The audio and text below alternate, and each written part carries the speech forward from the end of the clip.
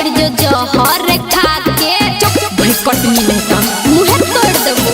हे गई ले ही फसाई तू तो हमरा पिया के गे हर जइया मर जो जहर खा के रोह विधाता के कर धारल हो रोह विधाता के कर धारल हो अपन हारल हो हम छी अखन बहुअक मारल हो अपन हारल हो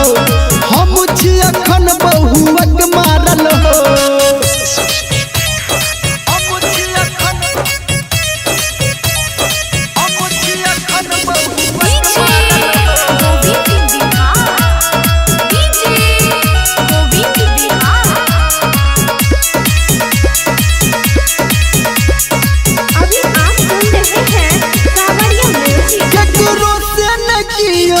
कम छे हो हम हटबै जे हमारा नहीं तो मुझे हो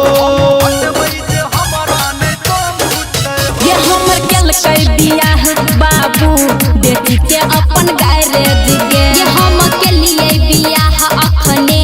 जानू से लव मैरिज गे झटिया ये देबो चुप है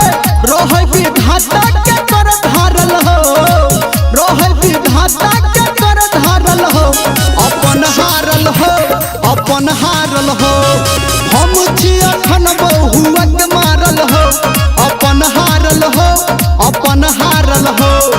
हम छी अखन बहुअक मारल हो ओ भगवान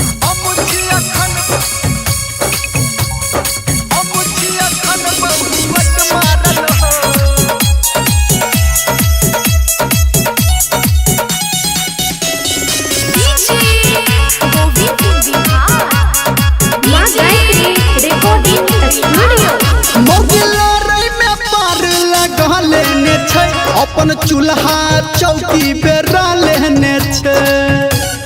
सुनै छो